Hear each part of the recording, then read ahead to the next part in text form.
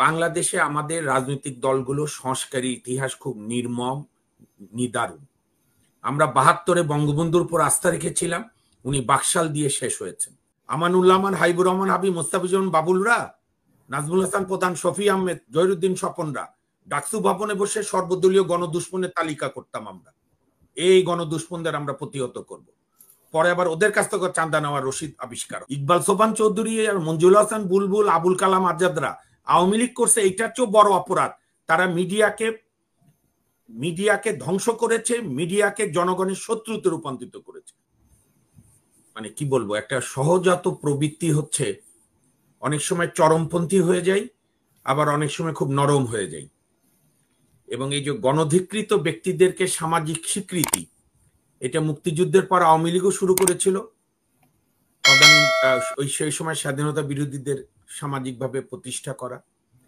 আমি যদি জামাতের আমির বা অন্যান্য নেতৃবৃন্দের জায়গায় থাকতাম, তাহলে আমি প্রশ্ন করতাম ইকবাল সোবহান চৌধুরী এবং আর কে যেন মঞ্জুল হাসান বুলবুলকে, যে আপনারা যে আমার পাশে বসছেন, আপনাদের মুক্তিযুদ্ধের চেতনা নাপাক হয়ে যাবে না? আপনাদের বসাটা কি ঠিক হবে আমার পাশে? এটা তো হাসতে হাসতে বলা যায়। এবং আমার বিশ্বাস হয়তো উনি খেয়াল করতে পারেন, কারণ জামাতের বর্তমান আমির সাহেব কিন্তু জামাতের যে প্রথাগত যে রক্ষণশীল ইমেজ, সেটাকে কিন্তু উনি ভেঙে ফেলেছেন। আপনি পছন্দ করেন না করেন, মানুষ তার কথা অনেক মনোযোগ দিয়ে শোনে।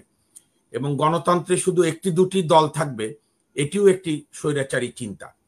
এখানে যে গণ অধিকার পরিষদ আছে, যদিও তারা দুই ভাগ হয়েছে, ঐক্যবদ্ধ থাকলে আমি আরো খুশি হতাম।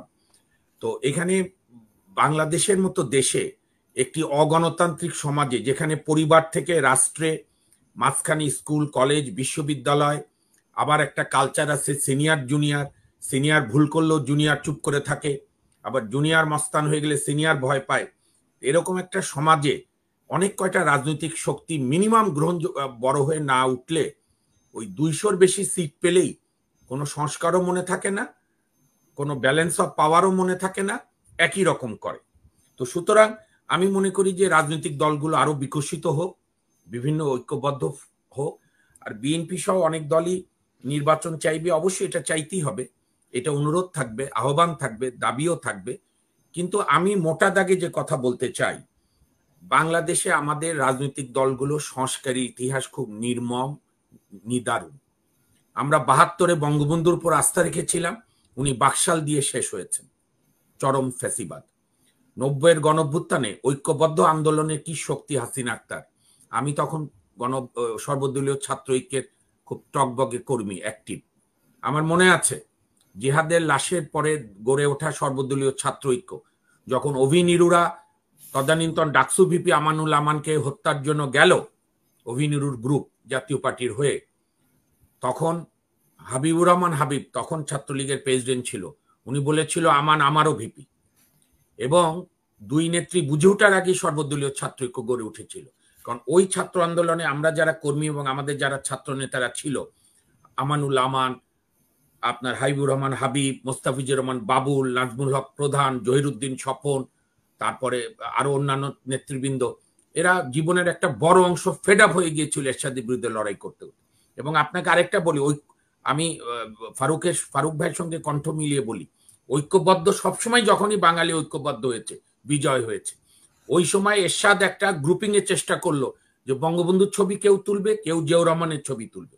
আপনারা জানেন ৮৪ সালে এই নিয়ে শহীদ মিনারে একজন ছাত্র মারাও গিয়েছিল।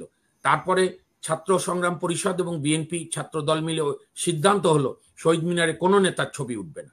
তো সেরকম তদানীন্তন আমাদের নেতারা, ছাত্র নেতারা, আমরা ছাত্র কর্মীরা, আমরা সিদ্ধান্ত নিলাম যার যে ছবি থাকে তোলেন, বঙ্গবন্ধুর ছবি, শহীদ জিয়ার ছবি, জাসদ কর্নেল তাহেরের ছবি, ছাত্র ইউনিয়ন কমরেড মনি সিং এর ছবি, আরো যার যা ছবি আছে, মার্কস, লেনিন, মাও সেতু। এরশাদ, তোমাকে আমরা ১৬ই ডিসেম্বরে প্যারেডে স্যালুট নিতে দেব না। তো এইবারও সেরকম ঐক্য হয়েছে। আবার আমি শিবিরের প্রসঙ্গে বলি, ফারুক সাহেব, এটাও আমি বলি, কেবল শুরু করলাম, ফারুক শিবিরের প্রসঙ্গে আর রদ বদল নিয়ে যে কোটি টাকার ব্যবসা, এটাও মনে থাকার কথা, তখন বোধহয় খুব ছোট ছিলেন। অনেক ক্যাম্পাসে কিন্তু জাতীয়তাবাদী ছাত্র দল এবং ছাত্রলীগ, ছাত্র ইউনিয়ন, জাসদ, ছাত্র সংগ্রাম পরিষদ, ঐক্যবদ্ধ সিদ্ধান্ত নিয়ে ছাত্র শিবিরের রাজনীতি বন্ধ করেছিল। আমাদের অনেকেরই অতীত ইতিহাস খুব ভালো না, সেই কারণে আমি মনে করি এখন সবাই করুক। ছাত্র শিবিরের উচিত হতো আরো পরে এভাবে নিজে নিজের পরিচয় দেওয়া। এই সময় করে অহেতুক বিতর্ক করার দরকার নেই। আপনার ওই বক্তব্যের সঙ্গে একমত। নির্বাচন পর্যন্ত ঐক্যবদ্ধ থাকেন, নির্বাচনের শিডিউল দেওয়ার পর যার যার রাজনীতি নিয়ে ঝাঁপিয়ে পড়েন। আরেকটা বলি, আমি রদবদলে আসছি। কেউ যদি নিজে নিজে ডিসক্রেডিটেড হতে চায়, তো ইলিয়াস ভাই, ফারুক ভাই, আমার অন্যতম প্রিয় ব্যক্তিত্ব লেফটেন্যান্ট কর্নেল মোস্তাফিজ ভাই, আপনি, হাসিনা আক্তার, চেষ্টা করো, কাউকে বাঁচানো যাবে না। 1 মাস 10 দিন বা 1 মাসের মাথায় 64টা জেলার ডিসি করা হলো। ওনাদের কলিগরাই বলছে তার 58 জন নাকি শেখ হাসিনার ফিট লিস্টে ছিল। তো দেশে কি আমরা 64 জন আমলা নাই ডেপুটি সেক্রেটারি র্যাঙ্কের, যাদের হাসিনার সঙ্গে গন্ধ আছে, এই গন্ধ বাদ দিয়ে পাওয়া যায়? এইগুলোকে, ভুলগুলোকে শুধরানো দরকার। আমরা এই সরকারের সাফল্য চাই এত কিছুর পরেও, কারণ এই সরকার আমাদের সরকার। এই সরকারের ম্যান্ডেট আমি থেকে আমরা, তুমি থেকে তোমরা, আপনি থেকে আপনারা। আরেকটা জিনিসও হচ্ছে, যেটা আপনি রদবদলের কথা বলছেন, কিছু কিছু ঘটনা ঘটছে, কার কি 3 কোটি টাকা চেক টেক। আমি বিশ্বাস করি দ্রুত তদন্ত করে এগুলো বিচার করা। আমি ফারুক ভাই, মোস্তাফিজ ভাইয়ের সঙ্গে একমত। এবং এই প্রক্রিয়ার সাথে নাকি ছাত্র আন্দোলনে যারা ছিল সমন্বয়করা, আমাদের তো অভিযোগ আছে, সবকিছুই শোনা যায়। বাঙালির একটা দীর্ঘদিনের ক্ষুধা, সেই ক্ষুধা আমরা কখনো মিটাতে পারিনি। সেটা হচ্ছে বাঙালি তদন্ত আর বিচার চায় সবকিছুতে, কোনো কালে হয় না। আমি এই প্রসঙ্গে একটা কথা বলি। এই যে এখন অনেক কথা উঠছেন আওয়ামী লীগকে নিষিদ্ধ করতে হবে, হ্যান করতে হবে, আপনি সবই করেন, প্রথম আগে করেন বিচার। আপনি গণহত্যার দায়ীদের বিচার করেন, যারা পালিয়ে আছে অনুপস্থিতি বিচার করেন। আপনি জেলা থানা দুর্নীতিবাজ আওয়ামী লীগ নেতাদের বিচার করেন। আপনি বিচার করে তাদের সাজা দিলে আপনি আওয়ামী লীগ করার লোক কমে যাবে, তখন আপনি নিষিদ্ধ করেন, যা করেন করেন। কারণ বাংলাদেশের মানুষ কিন্তু দ্রুত মন চেঞ্জ করে, এবং আওয়ামী লীগের যে 30-35% ভোট আছে সেটা তো সব ভারতে পালিয়ে যায়নি। এইখানে আপনার এমন উদাহরণ সৃষ্টি করতে হবে, মানুষ যেন কম্পেয়ার করার সুযোগ না পায়। মানুষ যেন শোনেন, আমি তো মুক্তিযুদ্ধের পরে আমার বয়স একদম অল্প, আমি বাবার মুখে শোনা বই পড়া, 90-এর গণঅভ্যুত্থান আমি দেখেছি। তো ইলিয়াস ভাইয়ের মনে থাকার কথা, মোস্তাফিজ ভাইয়েরও মনে থাকার কথা, আমানুল্লাহমান, হাইবুর রহমান হাবিব, মোস্তাফিজুর বাবুলরা, নাজমুল হাসান প্রধান, শফি আহমেদ, জহিরুদ্দিন স্বপনরা ডাকসু ভবনে বসে সর্বদলীয় গণদুশ্মনের তালিকা করতাম আমরা। এই গণদুশ্মনদের আমরা প্রতিহত করব। পরে আবার ওদের কাছ থেকে চাঁদা নেওয়ার রসিদ আবিষ্কার হয়। কাজেই ছাত্রদের উচিত নিজেদের মধ্যে ঠিক রাখা। আমি একটা জিনিস বুঝি না, ফারুক সাহেব আপনি আমাকে হেল্প করতে পারেন, যেহেতু আপনি ওদের সঙ্গে বেশি অ্যাটাচড, আমাদেরও কম বেশি আছে। আজ পর্যন্ত একটা কেন্দ্রীয় সব সমন্বয়ক, সহ সমন্বয়কদের মিটিং করে না কেন? এরা শহীদদের তালিকা তৈরির কাজ করে না কেন? আহতদের জন্য সরকারকে বাধ্য করে না কেন? অহেতুক বিতর্কে জড়ায়, এইখানে যায়, ওইখানে যায়, আবার ওইখানে একে অপরের চেয়ার ছোড়াছুড়ি হয়। এগুলো আমরা টায়ার্ড। আরেকটা বলি, আমার বটম লাইন হচ্ছে 72-এ যে স্বপ্ন ধূলিসাৎ হয়েছে, স্বপ্নভঙ্গ 91-তে হয়েছে, এইবার আমরা হতে দিতে চাই না। যে কারণেই কিন্তু বিএনপি সবচেয়ে জনপ্রিয় রাজনৈতিক দল হওয়া সত্ত্বেও তাদের ভারপ্রাপ্ত চেয়ারম্যান, আমাদেরও গণতান্ত্রিক আন্দোলনের নেতা জনাব তারেক রহমান এবং বিএনপি, এই যে গণ অধিকার পরিষদ, ফারুক সাহেবরা সবাই বলছে নির্বাচন দাও, কিন্তু বেসিক সংস্কার করো। এখন ধরেন 6টা সংস্কার কমিশন করছে।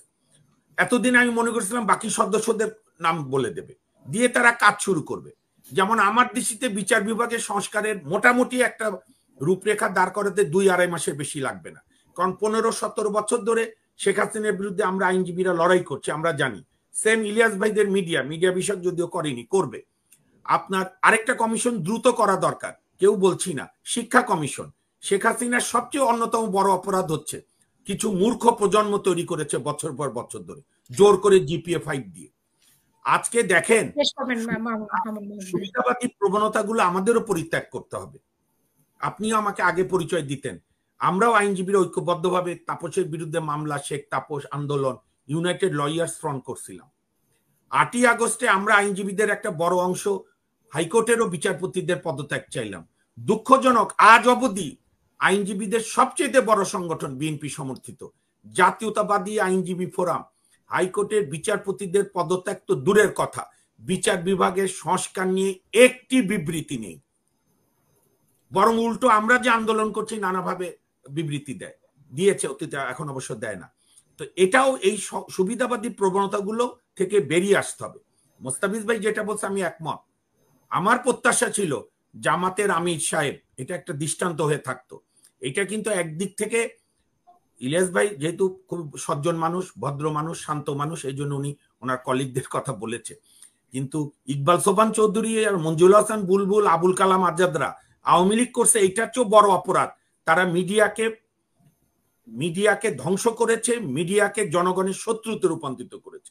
আমি জামাতের আমির থাকলে, আমির মহোদয় হলে আমি বলতাম যে ভাই আমার সঙ্গে বসলে আপনাদের মুক্তিযুদ্ধের চেতনা নাপাক হবে, আমি উঠে যাচ্ছি, আপনারা থাকেন, আমি অন্য চেয়ারে বসবো। তাহলে কিন্তু এই যে মেশার চেষ্টা, এইটা অন্য সেক্টরও কমে যাবে। আইনজীবীদের মধ্যে আমরা লক্ষ্য করছি যারা সাবেক অ্যাটর্নি জেনারেল মাহবুব আলম আমিন উদ্দিনদের মাধ্যমে পেশা চালাতো, হোয়াইট কলার সিন্ডিকেট সদস্য, তারা বিএনপি পন্থী শীর্ষ আইনজীবীদেরকে কেস দিয়ে দিয়ে একটা মিশে যাওয়ার চেষ্টা করছে। এটা সব সেক্টরে হচ্ছে। বিএনপিকে অত্যন্ত সতর্ক থাকতে হবে, অন্যান্য দলকে। সুতরাং সামারি হচ্ছে নির্বাচন চাই, নির্বাচনের পূর্ব শর্ত বিচার বিভাগের সংস্কার করতে হবে, পুলিশের সংস্কার করতে হবে, মিডিয়াকে। আচ্ছা আরেকটা জিনিস বলেন তো, আমি এই একটা জিনিস ইলিয়াস ভাই মামুন ভাই শেষ করবেন প্লিজ, শুনবো। আচ্ছা ইলিয়াস ভাই, ৭১ টিভি অন্যান্য দালাল টিভি গুলো কি সব গণতান্ত্রিক হয়ে গেছে নাকি? আমি এর কোন আবহাওয়া বুঝতে পারছি না। একটু পরিবর্তনের চেষ্টা করা হচ্ছে, একটু পরিবর্তনের চেষ্টা করা হচ্ছে। বাংলাদেশের মিডিয়ার, শোনেন, মিডিয়ার অবস্থা কি, চট করে টেক ওভার করা, চট করে আমাদেরকে একটু দায়িত্ব দিয়ে আমরা একটু বলতে দেন মামুন ভাই। সুতরাং আমি মনে করি বিচার বিভাগও চিহ্নিত করতে হবে কারাই বিচার বিভাগকে ধ্বংসের কিনারে এনে দাঁড় করিয়েছে, মিডিয়াকেও চিহ্ন করতে হবে। আমি শেষ একটা কথা বলে আমার কথা শেষ করি। আমরা, মোস্তাফিজ ভাই একমত হবেন, অন্যরাও, আমরা মাননীয় প্রধান বিচারপতির কাছে একটা দাবি নিয়ে জানাবো বিচারপতিদের পদত্যাগ ছাড়াও হাইকোর্টের। আমরা দেখলাম প্রধান বিচারপতির বাসভবন রিনোভেশন হচ্ছে, ভেরি গুড, ফেয়ার এনাফ। নতুন প্রধান বিচারপতি এই বাসায় উঠবেন, এটা একটা বিচার বিভাগের প্রতীক। কিন্তু আমি আজকে আপনার মাধ্যমে মাননীয় প্রধান বিচারপতি সব বিচার বিভাগকে অনুরোধ করব, ওই প্রধান বিচারপতির বাসার সামনে একটা খোলা লন আছে, সবুজ মাঠ, তার সামনে একটা প্যাম্পলেট করে রাখতে যে 5ই আগস্ট বিজয়ের প্রথম প্রহরে এই বাড়িতে হামলা হয়েছে, জনগণ বিক্ষোভ করেছে, পাশের বিচারপতি ভবনও মানুষ ভেঙেছে। বাংলাদেশের না এই উপমহাদেশ ইতিহাসে কোনোদিন বিচার বিভাগ জনগণের রোষানলে পড়েনি। কাজী প্রত্যেক প্রধান বিচারপতি, মাননীয় বিচারপতিরা বাসা থেকে বের হওয়ার পথে, বাসা থেকে কোর্ট থেকে ফেরার পথে ওই ছবি দেখবে যে একদিন এই বিচার অঙ্গনের কিছু লোক জনগণের বিরুদ্ধে অবস্থান করেছিল দেখে ন্যায় বিচারের পথ রুদ্ধ করেছিল, শেখ হাসিনাকে ফ্যাসিস্ট বানাতে সহায়তা করেছিল দেখে জনগণ এই ভবনে হামলা চালিয়েছে। আমরা এরকম প্রত্যেক সেক্টরের স্মৃতি ধরে রাখতে চাই। আমাদের বড় মুশকিল হচ্ছে আমাদের মেমোরি খুবই মানে দুর্বল মেমোরি, আমরা স্মৃতিভ্রষ্ট জাতি, এই কথা বলতে আমার দ্বিধা নাই। এই স্মৃতিভ্রষ্ট জাতি হওয়া যাবে না। তাহলে এই যে আপনার এই যে আমাদের আনাস সহ আমার অসংখ্য ছেলে মেয়ে এবং 15 বছরে গুম হওয়া ইলিয়াস আলী থেকে শুরু করে বিএনপি, জামাত, অন্যান্য দল, অন্যান্য বাম গণতান্ত্রিক দল, ইসলামিক দল, হেফাজত, সমস্ত শহীদদের আত্মার প্রতি অবমাননা হবে। এ ব্যাপারে আমাদের অত্যন্ত সতর্ক থাকতে হবে। এই যে সবাইকে নিয়ে চলার জন্য গণহত্যাকারী সহায়তা দানকারী সমাজের বিভিন্ন সেক্টরের ব্যক্তিদের সঙ্গে আপনি বসে চা খাবেন, যে নামই বলেন, এইটা বাংলাদেশের মানুষ গ্রহণ করবে না। সেম অ্যাজ শেষ করি, নাহলে আমাকে দর্শকরা ভুল বুঝবে। আমি বলেছি বিএনপি ভারতের সঙ্গে যদি সমতার ভিত্তিতে সম্পর্ক রাখতে চাই, state to state, even political party হিসেবে বিএনপি বাংলাদেশের জনপ্রিয় পার্টি, আমরা তাকে সম্মান করব। কিন্তু ওই যে গদগদ হয়ে, এবং এটা ঠিক, আমি ইলিয়াস ভাইয়ের সঙ্গে একমত, শেখ হাসিনাকে ভারত কোনোদিন দেবে না। আপনি দেখেছেন কত আমরা পণ্ডিতি করেছি না, 45 দিন পর কি হবে, ভারত কোনো কথা বলে? এখন শেখ হাসিনা তো লদ্দি পার্কে ঘুরছে, তারপরে তার মেয়ের বাসায় থাকছে, রান্না করছে ইলিশ পোলাও। আসলে এগুলো কি মনে হয়, এগুলো কি সত্যি কথা? যে ভারত, আপনাকে আমি একটা বলি, আমি শেষ করি, আর 10 সেকেন্ড শেষ করবেন, হ্যাঁ, আর 20 সেকেন্ড আমাকে দেবেন। মোস্তাফিজ ভাই একটু শোনেন, অন্যরাও শোনেন। আমার ব্যক্তিগতভাবে রাহুল গান্ধীর প্রতি খুব একটা অনুরাগ ছিল, আমাদের সমবয়সী। সে মোদির বিরুদ্ধে, ফ্যাসিস্ট মোদির বিরুদ্ধে মুসলমান নির্যাতনের বিরুদ্ধে অনেক কথা বলেছে, আন্দোলন করেছে, মোদিকে আকাশ থেকে মাটিতে নামিয়েছে, প্রায় হারা অবস্থা মোদি, এটা ভালো। কিন্তু আমার দুঃখ লেগেছে যে ভারতের এস্টাবলিশমেন্ট, ভারতের বিরোধী দল সকলে এখনো শেখ হাসিনার চোখেই বাংলাদেশকে দেখে। আপনি জানেন 6 আগস্ট যখন ওই যে জয়শঙ্কর সর্বদলীয় মিটিং করলো শেখ হাসিনা রাখা না রাখা নিয়ে, প্রথমেই রাহুল গান্ধী বলেছে বাংলাদেশে যা হয়েছে এটা কি আইএসআই প্লট। আমি আজকে অনুরোধ করবো আপনার অনুষ্ঠান ভারতের লোকরাও দেখে, ভারতের জনগণকে বলতে হবে, আপনার সরকার বিরোধী দল এলিটদের বলেন বাংলাদেশের সঙ্গে সম্পর্ক চাইলে জনগণের সঙ্গে সম্পর্ক স্থাপন করেন, আর শেখ হাসিনা সহ যারা পালিয়ে গেছে তাদের বাংলাদেশে ফেরত দেন। অসংখ্য ধন্যবাদ।